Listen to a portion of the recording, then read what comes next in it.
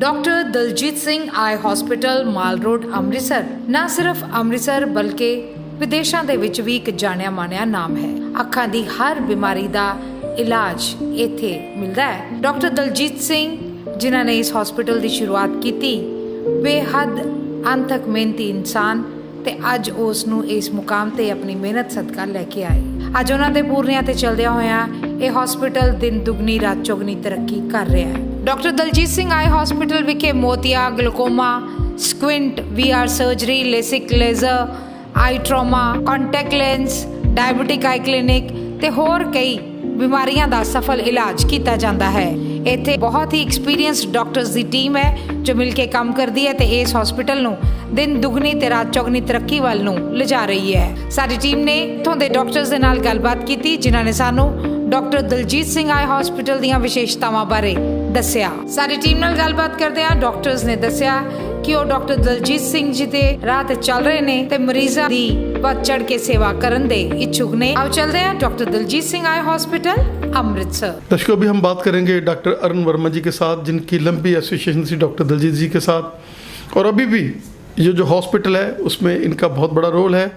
और जैसे हमने देखा कि डॉक्टर साहब के बेटे आए और उन्होंने वही सम्मान जो अपने पापा को देते थे वही सम्मान देकर बोला कि नहीं, पहले डॉक्टर वर्मा की आप बाइट करो। डॉक्टर साहब, स्वागत है आपका।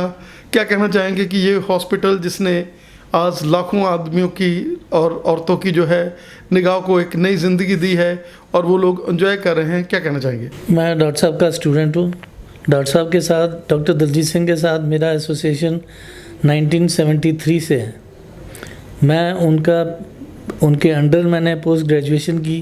उसके बाद 1978-79 में मैंने अपनी प्राइवेट प्रैक्टिस शुरू कर ली थी और प्राइवेट प्रैक्टिस शुरू करके मैंने सामने निर्मल स्वामी हॉस्पिटल स्टार्ट किया, चलाया। फिर मैं अपने क्लिनिक्स में बिजी हो गया। डॉक्टर साहब फिर 1985 में उन्होंने प्रीमेच्योर रिटायरमेंट ली और उसके बाद डॉक्टर साहब मेरे पास आए। हम दोनों ने फिर मिलके शेरावाला गेट पे doctor Daljit Singh eye hospital June 10 1985 को शुरू किया था। तो वो वहाँ से स्टार्ट हुआ। हम दोनों का एसोसिएशन तब से ही है। बीच में मुझे थोड़ी देर के लिए यहाँ से जाना पड़ गया था, वापस 93 में वापस आ गया। उसके बाद तब से लेके अब तक मैं यहीं पे हूँ, उन्हीं के साथ था, उन्हीं के साथ ही हूँ अब भी। तो सर, क्या कहना चाहेंगे कि जब आपने अपनी ग्रेजुएशन की, पोस्ट ग्रेजुएशन की, उस समय का और इस समय का, जब आप लोग आंखें देखकर उसको जज करते थे, आज इतनी एसोसिएटेड मशीनरी है, क्या कहना चाहेंगे कि ये तो सोने में सुहागे वाली बात है कि एक तो आपका एक्सपीरियंस इतना बड़े हैं इस दलजीत आई हॉस्पिटल में और एक नई नई असिस्टेड मशीनरी और नए नए डॉक्टर्स। क्या कहना चाहेंगे कि ये एक कंप्लीट आई हॉस्पिटल है जिसमें आप आंखों की कोई भी प्रॉब्लम लेकर आओ और यहाँ से ठीक होकर जाओ? बिल्कुल बिल्कुल, डेफिनेटली। ये सिर्फ मुकम्मल आई हॉस्पिटल ही नहीं है, ये I think one of the best in India if not the world. मैं तो कहूँगा वर्ल्ड लेवल का हमारा ये हॉस्पिटल है जहाँ पे सब सुविधाएं हैं और ऐसे ऐसे हम इलाज भी करते हैं जो परहैप्स किसी और हॉस्पिटल में नहीं होता। और सबसे बड़ी बात है आस्था की। डॉक्टर दलजीत ने भी अपनी ज़िंदगी उस समय पर जब बहुत ज़्यादा परेशानियों का दौर था, पंजाब जो है वो आतंकवाद से घिरा हुआ था, उस समय पर भी ये सेवाएं करते रहे। लोगों की आंखों को इन्होंने छोड़ा नहीं है, बहुत लोगों की सेवा की है अपनी जान की परवाह किए बिना। क्या कहना चाहेंगे कि इस हॉस्पिटल में अब उनके बच्चे और आप डॉक्टर वर्मा जी जिनका लंबा एसोसिएशन है, यहाँ पर कमर्शियलाइजेशन बाद में है, पहले डॉक्टर जो भी मरीज़ आता है उसका इलाज है, उसकी सही इन्वेस्टिगेशन है, उसको क्या प्रॉब्लम है और कैसे हमने सॉल्व करना? देखो जी, मेरे को एग्जांपल मैं दे रहा हूँ। डॉक्टर साहब जब रिटायर हुए थे, जब वो मेरे पास आए थे तो उन्होंने कहा था यार कि मैं रिटायरमेंट ले ली प्रीमेच्योर। मैंने कहा डॉक्टर साहब अब क्या करोगे? कहते यार प्राइवेट प्रैक्टिस करूँगा। मैं क्या डॉक्टर साहब प्राइवेट प्रैक्टिस करनी था ਤੁਹਾਨੂੰ ਆਂਦੀ ਨਹੀਂ, ਤੁਸੀਂ ਕਿੱਦਾਂ ਕਰੋਗੇ? ਕਹਿੰਦਾ ਤਾਂ ਹੀ ਤਾਂ ਤੇਰੇ ਕੋਲ ਆਇਆ। मैं क्या जी, मैं भी ਤੁਹਾਡਾ ਹੀ ਚੇਲਾ ਹੈਗਾ, ਮੈਨੂੰ भी प्राइवेट प्रैक्टिस नहीं करनी आती। सो तब से लेके अब तक ना उन्होंने कमर्शलाइज़ किया, ना उन्होंने शिक्षा हमें दी, ना उन्होंने कभी आपने कहीं नहीं देखा होगा कि हमारे हॉस्पिटल की पब्लिसिटीज़ होती हो या वो PRO या व्हाटएवर के जो सिस्टम्स है, ना उनके ज़माने में थी, ना उन्होंने हमें सिखाई, ना हम लोगों ने सीखी, ना उनके परिवार में, ना उनके जो चेले से कह लो या स्टूडेंट्स हैं, हम किसी को ये कमर्शलाइज वाला एंगल पता ही नहीं है। हम फीस जो है, फीस एंड एवरीथिंग बहुत हमने नॉमिनल रखा हुआ है। पेशेंट्स की वेलफेयर ज़्यादा इम्पोर्टेंट है हमारे लिए, तब भी थी, अब भी है और आगे भी में रहेगी।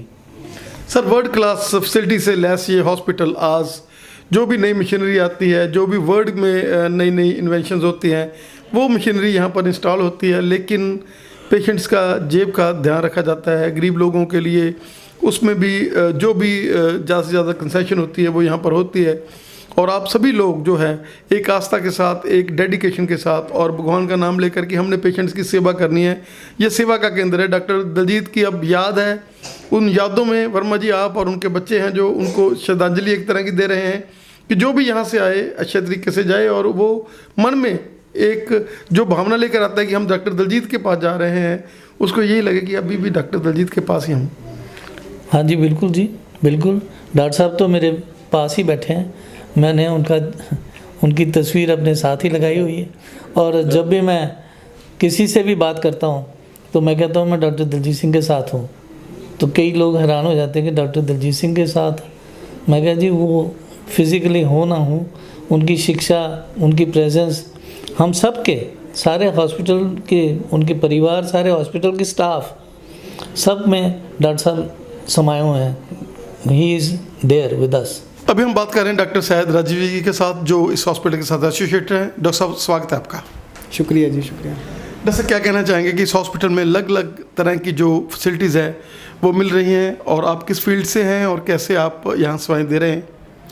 यहाँ पे बेसिकली मैं मेडिकल रेटिना के पेशेंट्स को देखता हूँ यहाँ पे। जैसे कि जो पेशेंट डायबिटीज़ के होते हैं, हाइपरटेंशन के होते हैं, तो उनके पर्दे पे भी इन सिस्टमिक डिजीज़ के इफ़ेक्ट आ रहे होते हैं। तो बेसिकली पेशेंट के फंडस को देख के और आगे जो एवेल्यूएट करना होता है, जो रिक्वायरमेंट होती है, फिर वो हम लोग लेज़र या इंजेक्शन वगैरह वो हम लोग लगाते हैं। अगर ऑपरेशन की ज़रूरत है तो ऑपरेशन के लिए भी यहाँ पे जो डॉक्टर इंदू हैं उनके पास हम लोग पेशेंट को फिर रेफ़र करते हैं। डॉक्टर साहब, क्या कहना चाहेंगे कि ये हॉस्पिटल जो एक सेवा का केंद्र है और जिस पर जैसे आपको भी गाइड किया जाता है डॉक्टर साहब के साथ कि हमने यहाँ सेवा करनी है, और इस हॉस्पिटल में एक भाव जो सेवा का वो हमेशा रहता है, क्योंकि डॉक्टर दलजीत ने हमेशा सेवा की थी। हाँ, ये देखिए, यहाँ पे हम लोग अपनी पूरी कोशिश यही करते हैं कि पेशेंट के हक़ में जो बेहतर हो वो उसको एडवाइस दिया जाए।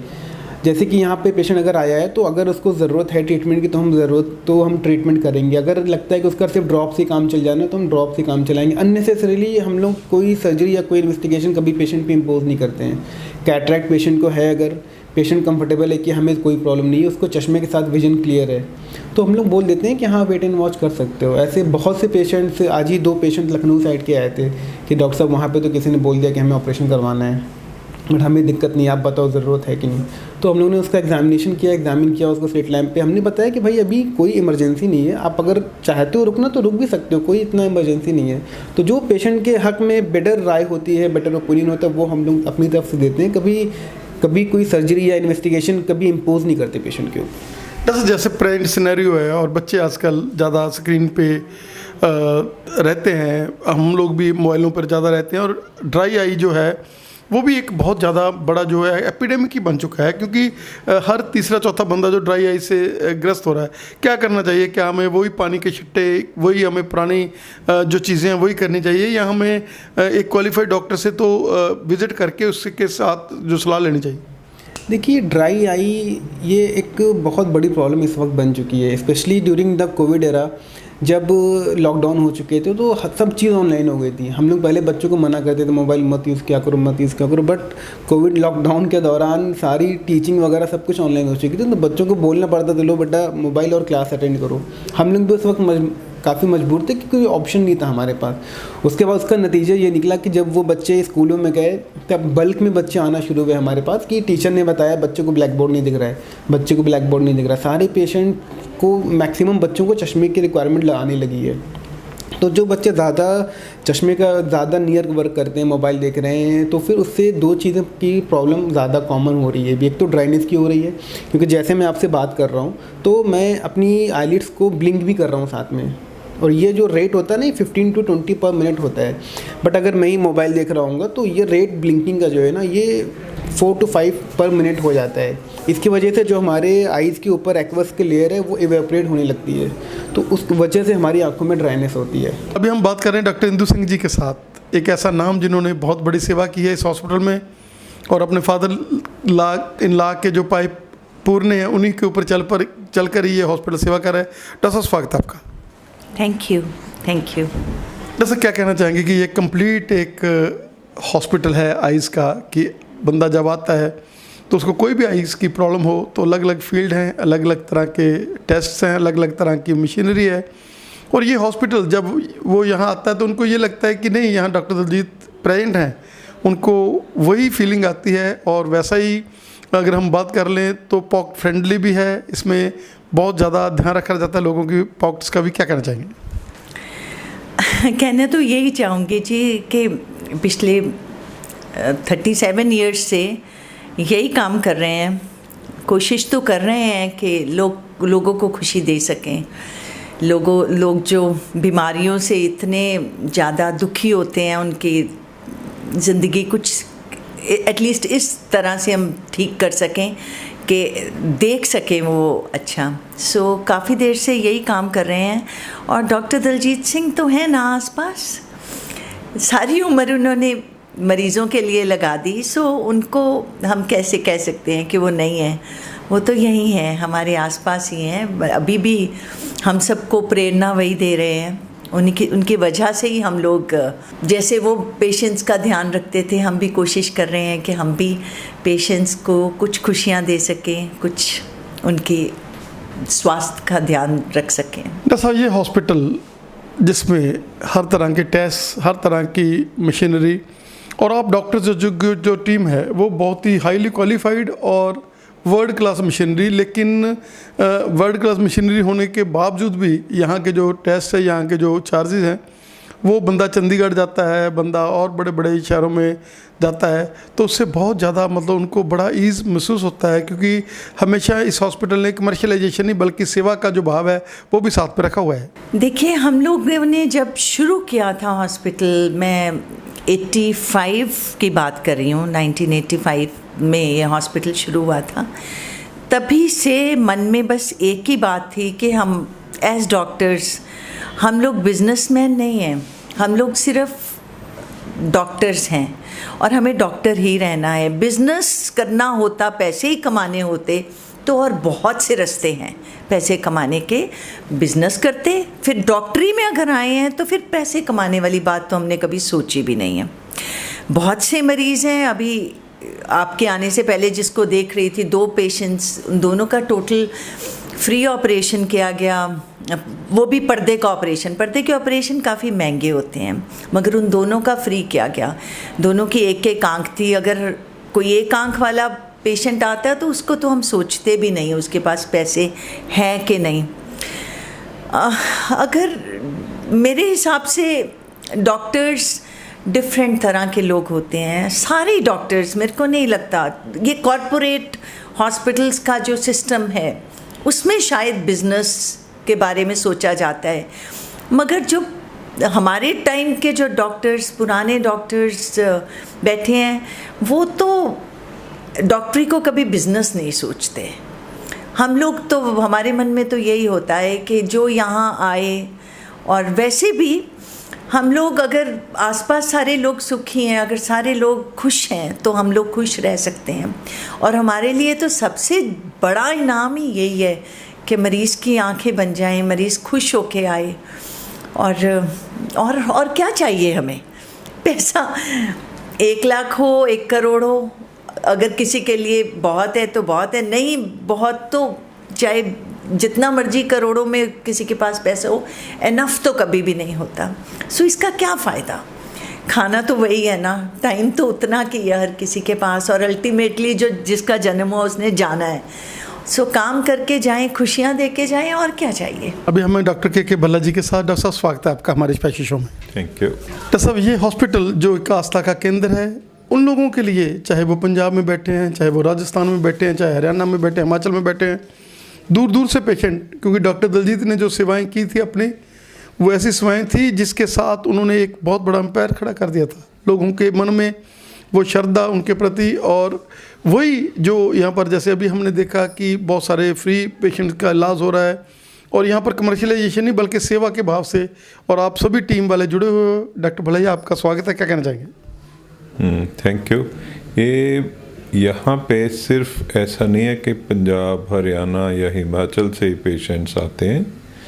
यहाँ पे पेशेंट्स जम्मू कश्मीर, राजस्थान, मध्य प्रदेश, छत्तीसगढ़, कर्नाटका, महाराष्ट्र, यहाँ से ज़्यादातर हैं। बाकी कभी कभी थोड़े पेशेंट्स को तमिलनाडु, उड़ीसा वगैरह से भी आते हैं।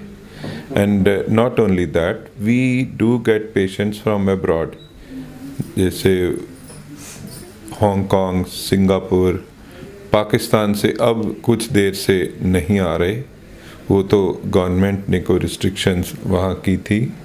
Otherwise we get quite a significant number of patients from abroad also. तो ये तो ऐसे है ना, कोई पब्लिसिटी की ज़रूरत नहीं होती। This thing spreads by word of mouth. एक पेशेंट जाता है तो वो दूसरों को बताता है। तो यही प्रोसेस, हाँ, with the grace of God and with his hard work and diligence, doctor साहब ने बड़ी रिच ट्रेडिशन जो सेट की है, वो हम लोगों के लिए कैरी ऑन करनी, it's not easy, but we are doing it happily.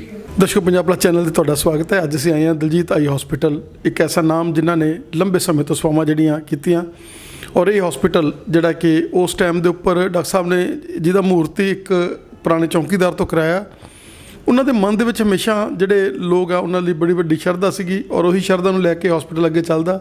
ਆਪਾਂ ਡਾਕਟਰ ਕਰਨਜੀਤ ਨਾਲ ਗੱਲ ਕਰ ਰਹੇ ਹਾਂ। ਡਾਕਟਰ ਸਾਹਿਬ, ਸਵਾਗਤ ਹੈ ਤੁਹਾਡਾ ਸਾਡੇ ਸਪੈਸ਼ਲ ਸ਼ੋ 'ਚ। ਥੈਂਕ ਯੂ ਜੀ। ਡਾਕਟਰ ਸਾਹਿਬ, ਜਿਸ ਤਰੀਕੇ ਦੀ ਅਲਟਰਾ ਮਾਡਰਨ ਫੈਸਿਲਿਟੀਆਂ ਇੱਥੇ ਹੈਗੀਆਂ, ਔਰ ਵਰਲਡ ਕਲਾਸ ਮਸ਼ੀਨਰੀ ਹੈ, ਔਰ ਜਿਹੜੇ ਰੇਟਸ ਨੇ ਉਹ ਬਿਲਕੁਲ ਇੱਕ ਆਮ ਬੰਦੇ ਦੀ ਪਹੁੰਚ ਦੇ ਵਿੱਚ ਨੇ, ਔਰ ਹਮੇਸ਼ਾ ਜੋ ਡਾਕਟਰ ਸਾਹਿਬ ਨੇ ਪੂਰਨਾ ਪਾਇਆ ਸੀ ਵੀ ਕਮਰਸ਼ੀਅਲਾਈਜੇਸ਼ਨ ਨਹੀਂ ਭਾਈ, ਇੱਥੇ ਸੇਵਾ ਚਾਹੀਦੀ ਆ। ਕਦੇ ਅੱਜ ਤੱਕ ਤੁਸੀਂ ਕੋਈ ਬੋਰਡ ਨਹੀਂ ਲਗਾਇਆ, ਅੱਜ ਤੱਕ ਕਿਸੇ ਕੋਈ ਐਡ ਨਹੀਂ ਕੀਤੀ, ਔਰ ਇਹ ਵੀ ਮੇਰੇ ਮਤਲਬ ਬਾਰ-ਬਾਰ ਕਹਿਣ 'ਤੇ, ਕਿਉਂਕਿ ਮਾਤਾ ਜੀ ਦਾ ਜਿਹੜਾ ਹੈਗਾ ਤੁਸੀਂ ਮਤਲਬ ਸਾਡੇ ਮਾਤਾ ਜੀ ਦਾ ਆਪਰੇਸ਼ਨ ਕਰਿਆ ਕਰਕੇ ਡਾਕਟਰ ਸਾਹਿਬ ਨੇ ਅਸੀਂ ਬਿਲਕੁਲ ਔਖੇ ਤੁਹਾਡੇ ਤੋਂ ਟਾਈਮ ਲਿੱਤਾ ਹੈਗਾ, ਕੀ ਕਹਿਣਾ ਚਾਹੋਗੇ? ਠੀਕ ਹੈ। ਉਹ ਜਿਹੜੀ ਤੁਸੀਂ ਗੱਲ ਕੀਤੀ ਨਾ ਰੇਟਸ ਦੀ, ਉਹਦੇ ਬਾਰੇ ਮੈਂ ਇਹ ਕਹਿਣਾ ਚਾਹੁੰਦਾ ਕਿ ਜਿਹੜੀ ਦੁਨੀਆ ਹੈ ਨਾ ਬਿਲਕੁਲ ਬਦਲ ਗਈ ਹੈ। ਅੱਜ ਤੋਂ 40-50 ਸਾਲ ਪਹਿਲੇ ਜਦੋਂ ਅਸੀਂ ਬੱਚੇ ਹੁੰਦੇ ਸੀਗੇ ਜਾਂ ਥੋੜ੍ਹੇ ਵੱਡੇ ਹੋਏ, ਉਦੋਂ ਸਾਨੂੰ ਇਹ ਇੰਪਰੈਸ਼ਨ ਸੀਗਾ ਕਿ ਦੁਨੀਆ ਦੇ ਵਿੱਚ ਨੰਬਰ 1 ਚੀਜ਼ ਹੈਗੀ ਰੱਬ, ਉਸ ਤੋਂ ਬਾਅਦ ਹੈਗਾ ਪੈਸਾ, ਉਸ ਤੋਂ ਬਾਅਦ ਹੋਰ ਕੋਈ ਨੇਮ ਫੇਮ ਵਰਗੀਆਂ ਚੀਜ਼ਾਂ ਆਉਂਦੀਆਂ ਨੇ। ਪਰ ਹੁਣ ਜ਼ਮਾਨਾ ਗਿਆ ਉਲਟ। ਹੁਣ ਜਿਹੜੇ ਸਾਡੇ ਰੱਬ ਜੀ ਨੇ ਉਹ ਆ ਗਏ ਨੰਬਰ 2 'ਤੇ, ਅਤੇ ਪੈਸਾ ਨੰਬਰ ਆ ਗਿਆ 1 'ਤੇ। ਉਹਦੇ ਕਰਕੇ ਸਾਰੀਆਂ ਪ੍ਰੋਬਲਮਸ ਨੇ। ਅਤੇ ਮੇਰੇ ਫਾਦਰ ਉਹ ਤਾਂ ਗੁਜ਼ਰ ਗਏ ਨੇ, ਲੇਕਿਨ ਉਹ ਇਹ ਕਹਿ ਕੇ ਗਏ ਸੀ, ਕਾਕਾ ਕੋਈ ਗਰੀਬ ਆਦਮੀ ਹਸਪਤਾਲ ਆਵੇ ਅਤੇ ਇਹ ਨਾ ਹੋਵੇ ਕਿ ਉਹਦੇ ਕੋਲ ਪੈਸੇ ਨਾ ਹੋਣ ਅਤੇ ਉਹਦਾ ਆਪਰੇਸ਼ਨ ਪੋਸਟਪੋਨ ਹੋ ਜਾਏ ਜਾਂ ਉਹਦਾ ਆਪਰੇਸ਼ਨ ਹੋਏ ਨਾ, ਭਾਵੇਂ ਫ੍ਰੀ ਕਰ ਦਿਓ ਜਾਂ ਘਟਾ ਕੇ ਪੈਸੇ ਕਰ ਦਿਓ, ਉਹ ਬੰਦਾ ਵਾਪਸ ਉਦਾਸ ਨਹੀਂ ਜਾਣਾ ਚਾਹੀਦਾ। ਸੋ ਸਾਡਾ ਜਿਹੜਾ ਮਕਸਦ ਹੈਗਾ ਉਹ ਪੈਸੇ ਕਮਾਉਣ ਦਾ ਨਹੀਂ ਹੈ। ਅਸੀਂ ਬਹੁਤ ਜ਼ਿਆਦਾ ਆਪਰੇਸ਼ਨ ਵੀ ਕਰਕੇ ਦੇਖ ਲਏ ਨੇ, ਲੇਕਿਨ ਬੇਸਿਕਲੀ ਕੀ ਹੈ, ਮਨ ਦੀ ਸ਼ਾਂਤੀ ਹੈਗੀ ਹੈ। ਅਤੇ ਗਰੀਬਾਂ ਦਾ ਜਿਹੜਾ ਗਰੀਬਾਂ ਦੀਆਂ ਅਸੀਸਾਂ ਹੈਗੀਆਂ ਨਹੀਂ ਤੁਸੀਂ ਲੈਣੀਆਂ ਹੁੰਦੀਆਂ ਨੇ, ਉਹਦੇ ਨਾਲ ਹੀ ਤੁਹਾਨੂੰ ਖੁਸ਼ੀ ਮਿਲਦੀ ਹੈ। ਡਾਕਟਰ ਸਾਹਿਬ, ਇਸ ਹਸਪੀਟਲ ਦੇ ਵਿੱਚ ਕੀ ਕੀ ਫੈਸਿਲਿਟੀਜ਼ ਅਵੇਲੇਬਲ ਨੇ ਅੱਜ ਆਪਣੇ ਕੋਲ? ਮੇਨ ਤੇ ਮੋਤੀ ਦੇ ਆਪਰੇਸ਼ਨ ਜਿਹੜੇ ਕਰੀਦੇ ਨੇ ਅਸੀਂ, ਅਤੇ ਔਖੇ ਤੋਂ ਔਖਾ ਆਪਰੇਸ਼ਨ ਵੀ ਅਸੀਂ ਕਰੀਦਾ। ਸਾਡੇ ਕੋਲ ਸਭ ਟੈਕਨੀਕਸ ਹੈਗੀਆਂ ਨੇ। ਫਿਰ ਜਿਨ੍ਹਾਂ ਬੱਚਿਆਂ ਦੇ ਨੰਬਰ ਹੁੰਦੇ ਨੇ ਚਸ਼ਮੇ ਦੇ, ਉਹ ਉਤਾਰਨ ਦੀ ਵੀ ਸਾਡੇ ਕੋਲ ਵਿਧੀ ਹੈਗੀ ਹੈ। ਹੁਣ ਤਾਂ ਕਾਫੀ ਲੋਕਾਂ ਕੋਲ ਆ ਗਈ ਵਿਧੀ। ਅਤੇ ਫਿਰ ਅੱਜ ਕੱਲ੍ਹ ਮੇਨ ਪ੍ਰੋਬਲਮ ਹੈਗੀ ਸ਼ੂਗਰ ਦੀ। ਸ਼ੂਗਰ ਕਰਕੇ ਪਰਦੇ ਖਰਾਬ ਹੋ ਜਾਂਦੇ ਨੇ, ਉਹਦੇ ਕਰਕੇ ਪਰਦੇ ਦਾ ਇਲਾਜ ਕਰਨਾ ਹੁੰਦਾ, ਲੇਜ਼ਰ ਲਗਾਉਣੀ ਹੁੰਦੀ ਹੈ, ਟੀਕੇ ਲਾਣੇ ਹੁੰਦੇ ਨੇ, ਅਤੇ ਇਹ ਸਾਰੀਆਂ ਚੀਜ਼ਾਂ ਮੇਨ ਹੈਗੀਆਂ ਨੇ। ਬਾਕੀ ਹੋਰ ਜਿਹੜੇ ਨਿੱਕੇ ਨਿੱਕੇ ਹੋਰ ਆਪਰੇਸ਼ਨ ਨੇ ਉਹ ਵੀ ਸਾਰੇ ਹੁੰਦੇ ਨੇ। ਦੱਸਿਆ ਕਾਲੇ ਮੋਤੀਏ ਦੇ ਲਈ ਵੀ ਇਹ ਇੱਕ ਬਹੁਤ ਵੱਡਾ ਸੈਂਟਰ ਹੈਗਾ। ਕਿਸੇ ਟਾਈਮ ਤੇ ਕਾਲਾ ਮੋਤੀਆ ਜਿਹੜਾ ਸਾਇਲੈਂਟ ਕਿਲਰ ਦੇ ਨਾਮ ਨਾਲ ਜਾਣਿਆ ਜਾਂਦਾ ਸੀਗਾ, ਲੇਕਿਨ ਅੱਜ ਜਿਹੜਾ ਹੈਗਾ ਜਦੋਂ ਇੱਕ ਬੰਦਾ ਸਮੇਂ ਰਹਿੰਦੇ ਡਾਕਟਰਸ ਦੇ ਪਾਸ ਆ ਜਾਂਦਾ ਤਾਂ ਉਹਦੀ ਅੱਖਾਂ ਦੀ ਨਿਗਾਹ ਵੱਜ ਜਾਂਦੀ ਹੈ। ਪਹਿਲੀ ਜਿਹੜੀ ਲਾਸ ਹੋਈ ਉਹ ਤਾਂ ਵਾਪਸ ਨਹੀਂ ਆ ਸਕਦੀ, ਲੇਕਿਨ ਜਿਹੜੀ ਵੱਜ ਜਾਂਦੀ ਹੈ ਉਹਦੇ 'ਚ ਬੰਦਾ ਜਿਹੜਾ ਸਾਰੀ ਜ਼ਿੰਦਗੀ ਆਪਣੇ ਇੰਜੋਏ ਕਰ ਸਕਦਾ। ਹਾਂਜੀ, ਪੁਰਾਣੇ ਜ਼ਮਾਨੇ 'ਚ ਦਵਾਈਆਂ ਬਹੁਤ ਘੱਟ ਹੁੰਦੀਆਂ ਸੀਗੀਆਂ ਅਤੇ ਕਾਲੇ ਮੋਤੀ ਦੀਆਂ, ਅਤੇ ਬਹੁਤੀਆਂ ਦਵਾਈਆਂ ਲੋਕਾਂ ਨੂੰ ਬਾਹਰੋਂ ਮੰਗਾਉਣੀਆਂ ਪੈਂਦੀਆਂ ਸਨ, ਇੱਥੇ ਅਵੇਲੇਬਲ ਨਹੀਂ ਸੀਗੀਆਂ। ਸੋ ਉਦੋਂ ਬਲਾਈਂਡਨੈਸ ਹੋਣ ਦੇ ਚਾਂਸਿਸ ਬਹੁਤ ਜ਼ਿਆਦਾ ਸੀਗੇ। ਹੁਣ ਲੋਕਾਂ ਦੇ ਵਿੱਚ ਅਵੇਅਰਨੈਸ ਵੱਧ ਗਈ ਹੈ, ਦਵਾਈਆਂ ਬਹੁਤ ਪ੍ਰਕਾਰ ਦੀਆਂ ਆ ਗਈਆਂ ਨੇ, ਲੇਜ਼ਰਸ ਵੀ ਆ ਗਈਆਂ ਜਿਹੜੀਆਂ ਕਾਲੇ ਮੋਤੀ ਨੂੰ ਠੀਕ ਕਰਦੀਆਂ ਨੇ। ਅਤੇ ਲੇਟੈਸਟ ਕਨਸੈਪਟ ਇਹੀ ਹੈਗਾ ਕਿ ਜੇਕਰ ਅੱਖ ਦੇ ਵਿੱਚ ਜਗ੍ਹਾ ਘੱਟ ਹੈ ਅਤੇ ਮੋਤੀ ਨੇ ਜ਼ਿਆਦਾ ਜਗ੍ਹਾ ਘੇਰੀ ਹੋਈ ਹੈ ਤਾਂ ਸਭ ਤੋਂ ਪਹਿਲੇ ਮੋਤੀ ਦਾ ਆਪਰੇਸ਼ਨ ਕਰੋ, ਜਿਹਦੇ ਨਾਲ ਕਿ ਅੰਦਰ ਪਾਣੀ ਘੁੰਮਣ ਦੀ ਸ਼ਕਤੀ ਵੱਧ ਜਾਂਦੀ ਹੈ ਅਤੇ ਕਾਲਾ ਮੋਤੀ ਦਾ ਪ੍ਰੈਸ਼ਰ ਜਿਹੜਾ ਕਿ ਪ੍ਰੈਸ਼ਰ ਹੀ ਵੱਧਦਾ ਹੈ ਕਾਲੇ ਮੋਤੀ ਨਾਲ, ਉਹ ਕੰਟਰੋਲ ਹੋ ਜਾਂਦਾ ਹੈ। ਸੋ ਅੱਜ ਕੱਲ੍ਹ ਕਾਲੇ ਮੋਤੀ ਦੀ ਪ੍ਰੋਬਲਮ ਇੰਨੀ ਖਤਰੇ ਵਾਲੀ ਨਹੀਂ ਹੈ ਜੇ ਮਰੀਜ਼ ਡਾਕਟਰ ਕੋਲ ਜਲਦੀ ਚਲੇ ਜਾਵੇ। ਡਾਕਟਰ ਕੀ ਕਹਿਣਾ ਚਾਹੋਗੇ ਕਿ ਜਿਸ ਤਰੀਕੇ ਦੇ ਨਾਲ ਅੱਜ ਜਿਹੜਾ ਹੈਗੇ ਆ ਲੋਕ ਜ਼ਿਆਦਾ ਮੋਬਾਈਲਾਂ ਦੇ ਉੱਪਰ ਹੋ ਗਏ ਨੇ, ਔਰ ਕਰੋਨਾ ਦੇ ਐਪੀਡੈਮਿਕ ਦੇ ਵਿੱਚ ਜਿਹੜਾ ਲੋਕਾਂ ਨੂੰ ਛੋਟੇ ਛੋਟੇ ਬੱਚੇ ਜਿਹੜੇ ਹੈਗੇ ਆ ਉਹ ਵੀ ਮੋਬਾਈਲਾਂ ਦੇ ਉੱਤੇ ਜ਼ਿਆਦਾ ਹੀ ਮਤਲਬ ਅਟੈਚ ਹੋ ਗਏ, ਕਿਉਂਕਿ ਉਦੋਂ ਦੀ ਐਜੂਕੇਸ਼ਨ ਉਸ 'ਤੇ ਸੀਗੀ। ਕੀ ਕਰਨ ਬੱਚੇ, ਕਿੱਦਾਂ ਇਸ ਚੀਜ਼ ਨੂੰ ਅਵਾਇਡ ਵੀ ਨਹੀਂ ਕਰ ਸਕਦੇ ਸੀ? ਬੱਚਿਆਂ ਤੋਂ ਮੋਬਾਈਲ ਖੋਹਦੇ ਆ, ਬੱਚੇ ਰੋਂਦੇ ਨੇ, ਕੀ ਮਤਲਬ ਸਿਸਟਮ ਬਣਾਇਆ ਜਾਵੇ ਕਿ ਮੋਬਾਈਲਾਂ ਦੇ ਵਿੱਚ ਹੀ ਕੋਈ ਇਹੋ ਜਿਹੀ ਚੀਜ਼ ਲਗਾਈ ਜਾਵੇ ਜਾਂ ਉਹਨਾਂ ਨੂੰ ਵੱਡੀ ਸਕਰੀਨ ਦੇ ਉੱਤੇ ਦਿਖਾਏ ਜਾਣ ਵੀ ਜਿਹਦੇ ਨਾਲ ਉਹਨਾਂ ਦੀ ਅੱਖਾਂ 'ਤੇ ਘੱਟ ਪ੍ਰੈਸ਼ਰ ਪਵੇ? ਦੇਖੋ, ਇਸ ਤਰ੍ਹਾਂ ਹੈਗਾ ਕਿ ਮੋਬਾਈਲ ਤੋਂ ਬਿਨਾਂ ਅਤੇ ਆਈਪੈਡ ਤੋਂ ਬਿਨਾਂ ਅਤੇ ਕੰਪਿਊਟਰ ਤੋਂ ਬਿਨਾਂ ਜ਼ਿੰਦਗੀ ਨਹੀਂ ਹੈਗੀ। ਹੁਣ ਅੱਜ ਕੱਲ੍ਹ ਮੈਂ ਕਈ ਦੇਖਦਾ ਬੱਚੇ 1.25 ਸਾਲ ਦੇ ਬੱਚੇ ਮੇਰੀ OPD ਦੇ ਬਾਹਰ ਬੈਠ ਕੇ ਮੋਬਾਈਲ, ਆਪਣੇ ਮਦਰ ਫਾਦਰ ਦਾ ਮੋਬਾਈਲ ਲੈ ਕੇ 1.25 ਸਾਲ ਦਾ ਬੱਚਾ ਇੱਦਾਂ ਦਾ ਕਰ ਰਿਹਾ ਹੁੰਦਾ ਹੈ। ਸੋ ਉਹ ਜੰਮਦਿਆਂ ਹੀ ਐਡਿਕਸ਼ਨ 'ਚ ਹੈਗੇ ਨੇ ਅਤੇ ਉਹਨਾਂ ਨੂੰ ਉਸ ਐਡਿਕਸ਼ਨ 'ਚੋਂ ਬਾਹਰ ਨਹੀਂ ਕੱਢ ਸਕਦੇ। ਉਹਨਾਂ ਨੇ 1.25 ਸਾਲ ਤੋਂ ਲੈ ਕੇ 100 ਸਾਲ ਤੱਕ ਇਹੀ ਕੰਮ ਕਰਨਾ ਹੈ। ਜੇ ਤੁਸੀਂ ਸੋਚੋ ਕਿ ਮੋਬਾਈਲ ਫੋਨ ਤੁਸੀਂ ਰੱਖਿਆ ਅਤੇ ਬੱਚੇ ਨੂੰ ਨਾ ਦਿਓ ਤਾਂ ਬੱਚਾ ਬਰਦਾਸ਼ਤ ਨਹੀਂ ਕਰ ਪਾਏਗਾ। ਉਹ ਮੋਬਾਈਲ ਫੋਨ ਤੁਸੀਂ ਅਵੋਇਡ ਨਹੀਂ ਕਰ ਸਕਦੇ, ਤੁਹਾਨੂੰ ਦੇਣਾ ਹੀ ਪਏਗਾ। ਜਿਹੜੀ ਚੀਜ਼ ਤੁਸੀਂ ਅਵੋਇਡ ਕਰ ਸਕਦੇ ਹੋ ਉਹ ਇਹ ਹੈਗੀ ਹੈ ਕਿ ਸਾਡੇ ਬੱਚਿਆਂ ਨੂੰ ਜਿਹੜੀਆਂ ਵੱਡੀਆਂ ਕੰਪਨੀਆਂ ਨੇ ਚਿਪਸ ਵਾਲੇ, ਜਿਹੜੇ ਚਿਪਸ ਦੇ ਫਾਸਟ ਫੂਡ ਵਾਲੇ, ਸਾਡੇ ਬੱਚਿਆਂ ਦੀ ਉਹ ਸਿਹਤ ਖਰਾਬ ਕਰ ਰਹੇ ਨੇ, ਜੈਨੇਟਿਕਲੀ ਸਿਹਤ ਖਰਾਬ ਕਰ ਰਹੇ ਨੇ।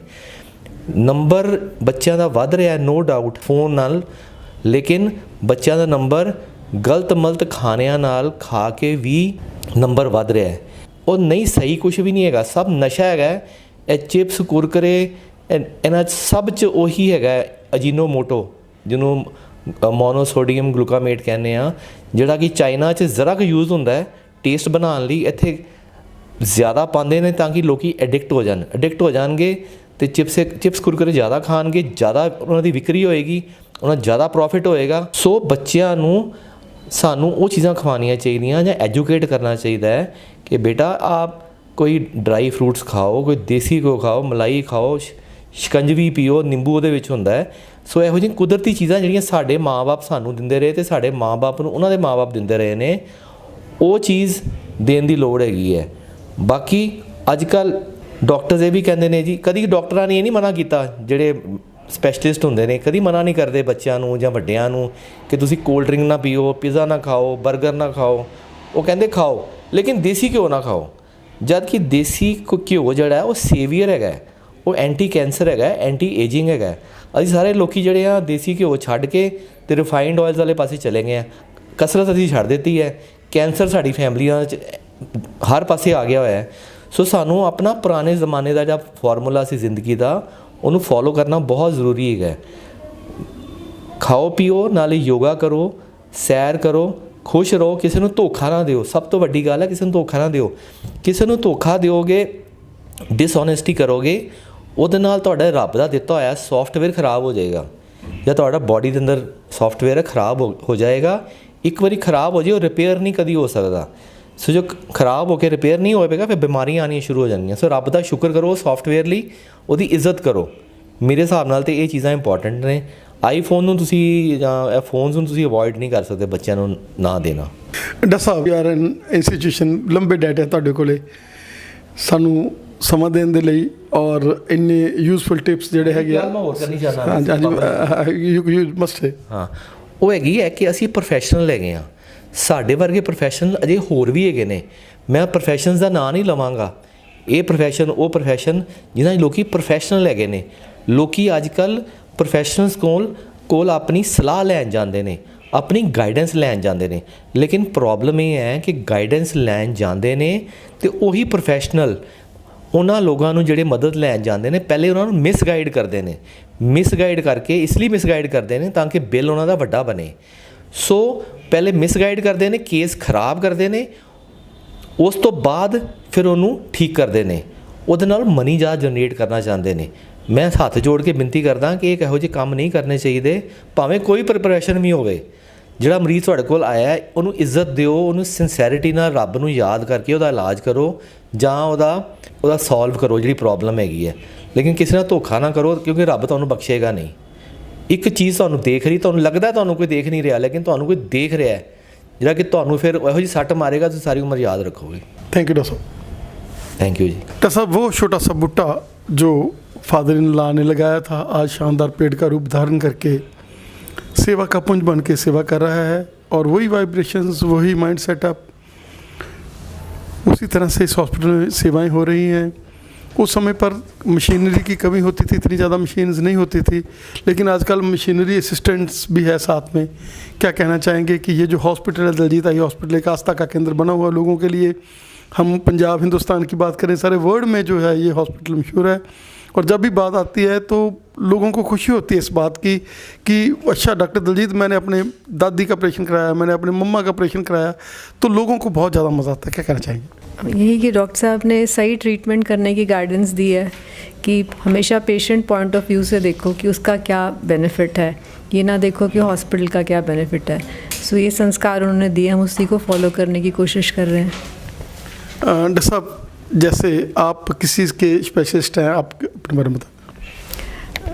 Refractive surgery, LASIK and cataract. Doctor साहब, कैसे ये केसेस हैं, जब आपने प्रैक्टिस शुरू की और अब कितना केसेस का फ़र्क आ रहा है कि उस समय पर ये सर्जरीज कितनी थी और अब कितना है? एक्चुअली शुरू में लेज़र बहुत ज़्यादा हमारे हॉस्पिटल में होती थी, क्योंकि इंडिया की फ़र्स्ट लेज़र थी, 91 में आई थी। तो अब धीरे धीरे बहुत सारे हॉस्पिटल्स में लेज़र आई, तो पहले बहुत ज़्यादा वॉल्यूम था, अब वॉल्यूम डिस्ट्रीब्यूटेड है in different hospitals, but the type of surgery change हो गई है, तो इनफ वर्क फॉर एवरीवन। जैसे यहाँ स्माइल डिज़ाइनिंग, जो स्माइल का कहते हैं कि स्माइल का एक हम लोग ऑपरेशन करते हैं, वो भी यहाँ पर अवेलेबल है? नहीं, हम कंट्यूरा विजन करते हैं, लैसिक करते हैं और सरफेस एब्लेशन करते हैं, और ICLs बहुत करते हैं हम। एक्चुअली जिन पेशेंट्स पे लेज़र नहीं करनी चाहिए उन पे हम ICLs करते हैं। डॉक्टर साहब का बहुत बहुत धन्यवाद समय देने के लिए। Thank you, thank you. ਹੁਣ ਅਸੀਂ ਗੱਲ ਕਰ ਰਹੇ ਹਾਂ ਡਾਕਟਰ ਦਲਜੀਤ ਜੀ ਦੇ ਬੇਟੇ ਡਾਕਟਰ ਰਵੀ ਜੀ ਦੇ ਨਾਲ, ਜਿਨ੍ਹਾਂ ਨੇ ਉਹਨਾਂ ਦੇ ਪਾਏ ਪੂਰਨੇ ਦੇ ਚੱਲ ਕੇ ਅੱਜ ਆਪਾਂ ਦੇਖ ਸਕਦੇ ਹਾਂ ਕਿ ਅੰਮ੍ਰਿਤਸਰ ਹੀ ਨਹੀਂ ਸਾਰੇ ਵਰਲਡ ਦੇ ਵਿੱਚ ਡਾਕਟਰ ਸਾਹਿਬ ਦਾ ਨਾਮ ਜਿਹੜਾ ਜਿਉਂਦਾ ਰੱਖਿਆ।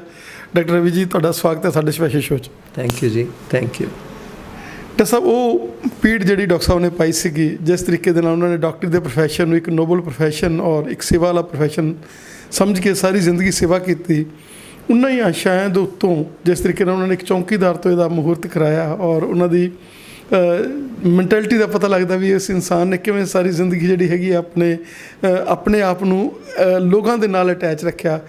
ਅਸੀਂ ਖੁਦ ਆਪਣੀ ਮਦਰ ਦਾ ਆਪਰੇਸ਼ਨ ਕਰਾਇਆ, ਜਿਹੜਾ ਅਬਾਊਟ 30 ਈਅਰਸ ਜਿਹੜੇ ਹੈਗੇ ਉਹਨਾਂ ਦੀ ਅੱਖਾਂ ਬਿਲਕੁਲ ਜਿੱਦਾਂ ਕਰੇਲਿਆਂ ਦੀਆਂ ਅੱਖਾਂ ਕਹਿੰਦੇ, ਮੋਟੀਆਂ ਮੋਟੀਆਂ ਅੱਖਾਂ ਮੇਰੀ ਮਾਤਾ ਦੀਆਂ, ਔਰ ਉਹਨੂੰ ਅੱਖਾਂ ਦੀ ਕਦੇ ਪ੍ਰੋਬਲਮ ਨਹੀਂ, ਉਹ ਤੋਂ ਬਾਅਦ 'ਚ ਆਈ ਸੀਗੀ। ਕੀ ਕਹਿਣਾ ਚਾਹੋਗੇ ਸਰ? ਇਹਦੀ ਤਾਂ ਕੋਈ ਸ਼ੱਕ ਦੀ ਗੱਲ ਨਹੀਂ ਜੀ ਕਿ ਜਿਹੜਾ ਉਹਨਾਂ ਨੇ ਇਸ ਹਸਪਤਾਲ ਜਿਹੜਾ ਨੀਂਹ ਪੱਥਰ ਰੱਖਿਆ, ਉਹ ਇਸੇ ਭਾਵ ਨਾਲ ਰੱਖਿਆ ਸੀ, ਸੇਵਾ ਭਾਵ ਦੇ ਨਾਲ, ਤਾਂ ਕਿ ਉਹ ਸਾਡੇ ਕਮਿਊਨਿਟੀ ਦੇ ਹਰ ਵਰਗ ਦੇ ਮਰੀਜ਼ ਜਿਹੜੇ ਨੇ ਉਹਦਾ ਇਲਾਜ ਕਰ ਸਕਣ। ਕੋਈ ਗਰੀਬ ਜਾਂ ਕੋਈ ਅਮੀਰ ਦਾ ਕੋਈ ਵਿਤਕਰਾ ਨਹੀਂ ਹੈ। ਜਿਹੜਾ ਬੰਦਾ ਆਉਂਦਾ, ਅਸੀਂ ਕਹਿੰਦੇ ਹਾਂ ਜੋ ਆਵੇ ਸੋ ਰਾਜ਼ੀ ਜਾਵੇ। ਜੇ ਕੁਛ ਅਸੀਂ ਹਿੰਮਤ ਕਰਦੇ ਹਾਂ, ਕੁਛ ਮਰੀਜ਼ ਜਿਹੜੇ ਆਪ ਨਹੀਂ ਕਰ ਸਕਦੇ, ਰਲ ਮਿਲ ਕੇ ਉਹਨਾਂ ਨੂੰ ਇਹੀ ਕਹੀਦਾ ਵੀ ਤੁਹਾਡਾ ਕੰਮ ਕਰ ਦਿਆਂਗਾ, ਜਿੰਨੀ ਹਿੰਮਤ ਤੁਸੀਂ ਕਰ ਸਕਦੇ ਤੁਸੀਂ ਕਰ ਲਓ, ਬਾਕੀ ਅਸੀਂ ਕਰ ਲਾਂਗੇ। ਸੋ ਜੋ ਸਾਡੇ ਕੋਲ ਹੁੰਦਾ ਅਸੀਂ ਕਰੀ ਜਾਂਦੇ ਹਾਂ, ਅੱਗੇ ਵੀ ਕਰੀ ਜਾਂਦੇ ਸੀ, ਅਤੇ ਪਹਿਲਾਂ ਵੀ ਕਰੀ ਜਾ ਰਹੇ ਸੀ, ਅੱਗੇ ਵੀ ਅਸੀਂ ਕਰੀ ਜਾਣਾ। ਡਾਕਟਰ ਰਵੀ ਜੀ, ਤੁਸੀਂ ਕਿਸ ਚੀਜ਼ ਦੇ, ਕਿਸ ਫੀਲਡ ਦੇ ਮਾਹਰ ਹੋ, ਆਪਦੇ ਬਾਰੇ ਕਹਿਣਾ ਚਾਹੋਗੇ? ਮੈਂ ਐਕਚੁਅਲੀ ਬਹੁਤ ਸਾਰੇ ਕੰਮ ਕਰਦਾ, ਅਤੇ ਚਿੱਟੇ ਮੋਤੀਏ ਦਾ, ਕਾਲੇ ਮੋਤੀਏ ਦਾ, ਲੇਜ਼ਰ ਦੇ ਨਾਲ ਐਨਕਾਂ ਦੇ ਨੰਬਰ ਦਾ ਇਲਾਜ ਕਰਨ ਦਾ, ਸ਼ੂਗਰ ਦੇ ਨਾਲ ਜਿਨ੍ਹਾਂ ਲੋਕਾਂ ਦੀਆਂ ਅੱਖਾਂ ਦੇ ਉੱਤੇ ਅਸਰ ਆਇਆ ਹੁੰਦਾ ਉਹਨਾਂ ਦਾ ਵੀ ਇਲਾਜ ਕਰੀਦਾ। ਜਿਹਨਾਂ ਲੋਕਾਂ ਦੇ ਨੰਬਰ ਬਹੁਤ ਜ਼ਿਆਦਾ ਨੇ ਉਹਨਾਂ ਦਾ ਵੀ ਟ੍ਰੀਟਮੈਂਟ, ਫੇਕਿਕ ਲੈਂਸਿਸ ਦੇ ਨਾਲ, ਕਾਲੇ ਮੋਤੀ ਦਾ ਇਲਾਜ, ਜਿਨ੍ਹਾਂ ਦੀਆਂ ਪਲਕਾਂ ਥੱਲੇ ਲਟਕੀਆਂ ਹੁੰਦੀਆਂ ਕਈ ਬੱਚਿਆਂ ਦੀਆਂ, ਉਹਦਾ ਟ੍ਰੀਟਮੈਂਟ, ਭੈਂਗੇਪਨ ਦਾ ਇਲਾਜ। ਸੋ ਬਹੁਤ ਕਿਸਮ ਦੀਆਂ ਚੀਜ਼ਾਂ ਨੇ ਜਿਹੜੀਆਂ ਕਿ ਅਸੀਂ ਕਰੀਦੀਆਂ ਨੇ। ਔਰ ਮੈਂ ਹਮੇਸ਼ਾ ਇਸ ਚੀਜ਼ ਨੂੰ ਲੈ ਕੇ ਮੰਨਦਾ, ਕਈ ਵਾਰੀ ਲੋਕ ਪੁੱਛਦੇ ਨੇ ਤੁਸੀਂ ਕਾਹਦੇ ਸਪੈਸ਼ਲਿਸਟ ਹੋ, ਅਤੇ ਮੈਂ ਕਹਿੰਦਾ ਜੀ ਮੈਂ ਸਪੈਸ਼ਲਿਸਟ ਨਹੀਂ ਹਾਂ, ਮੈਂ ਸਟੂਡੈਂਟ ਹੈਗਾ ਹਰ ਇੱਕ ਚੀਜ਼ ਦਾ। ਜਿਹੜੀ ਚੀਜ਼ ਮੈਨੂੰ ਮਿਲ ਜਾਏ ਮੈਂ ਉਹਨੂੰ ਸਿੱਖਣ ਨੂੰ ਤਿਆਰ ਹਾਂ, ਮੈਨੂੰ ਸਿਖਾਉਣ ਵਾਲਾ ਚਾਹੀਦਾ ਬਸ। ਸੋ ਜੋ ਆਉਂਦਾ ਹੈ ਅਤੇ ਜੋ ਸਿੱਖੀਦਾ ਉਹ ਰਲ ਮਿਲ ਕੇ ਰੋਜ਼ ਦੇ ਰੋਜ਼ ਕੋਈ ਨਾ ਕੋਈ ਚੀਜ਼ ਨਵੀਂ ਸਿੱਖ ਕੇ ਉਹਨੂੰ ਲੋਕਾਂ ਦੇ ਫਾਇਦੇ ਵਾਸਤੇ, ਲੋਕਾਂ ਦੇ ਆਰਾਮ ਵਾਸਤੇ ਉਹਨੂੰ ਵਰਤੀਦਾ। ਇਹੀ ਸਾਡਾ ਰੋਜ਼ ਦਾ ਕੰਮ। ਡਾਕਟਰ ਰਵੀ ਜੀ, ਅਬਾਊਟ 3:30 ਵਜੇ ਦਾ ਟਾਈਮ ਹੈ, ਤੁਹਾਡੀਆਂ ਅੱਖਾਂ ਦੇ 'ਚ ਉਹੀ ਗਲੋ, ਉਹੀ ਐਨਰਜੀ ਬਿਲਕੁਲ ਤੁਹਾਨੂੰ ਤੁਸੀਂ ਆਪਦੇ ਛੁੱਟੀ ਦੇ ਟਾਈਮ 'ਤੇ ਹੋ, ਇਹ ਕਿਵੇਂ ਮੇਨਟੇਨ ਰਹਿੰਦੀ ਹੈ? ਮੰਨੀਏ ਵੀ ਦਲਜੀਤ ਸਿੰਘ ਜੀ ਦੇ ਜਿਹੜੇ ਉਹ ਟੀਕੇ ਲਾਏ ਹੋਏ ਆ ਪਿਆਰ ਦੇ ਔਰ ਉਹ ਐਨਰਜੀ ਦੇ, ਉਹ ਟੀਕੇ ਜਿਹੜੇ ਅੱਜ ਤੱਕ ਚੱਲ ਰਹੇ? ਉਹ ਟੀਕੇ ਤਾਂ ਬੜੇ ਸਖਤ ਲਾਏ ਨੇ ਜੀ ਉਹਨਾਂ ਨੇ, ਉਹਨਾਂ ਦਾ ਅਸਰ ਕਿੱਥੋਂ ਜਾਏਗਾ? ਉਹੀ ਚੀਜ਼ ਹੈ, ਕਿਉਂਕਿ ਸਾਡੀ ਜਿਹੜੀ ਕੰਮ ਕਰਨ ਦੀ ਭੰਬੀਰੀ ਦੀ ਸਪੀਡ ਉਹਨਾਂ ਬੰਨ੍ਹ ਕੇ ਗਏ ਨੇ, ਉਹ ਭੰਬੀਰੀ ਸਲੋ ਹੋਣ ਦਾ ਨਾਂ ਹੀ ਨਹੀਂ ਲੈਂਦੀ। ਡਾਕਟਰ ਸਾਹਿਬ ਬਹੁਤ ਬਹੁਤ ਧੰਨਵਾਦ, ਸਾਨੂੰ ਸਮਾਂ ਦੇਣ ਦੇ ਲਈ ਬਹੁਤ ਬਹੁਤ ਧੰਨਵਾਦ। ਥੈਂਕ ਯੂ ਜੀ, ਥੈਂਕ ਯੂ ਸੋ ਮਚ। ਤੁਸੀਂ ਆ ਕੇ ਅੱਜ ਮਿਲੇ, ਬਹੁਤ ਖੁਸ਼ੀ ਹੋਈ ਤੁਹਾਨੂੰ ਮਿਲ ਕੇ।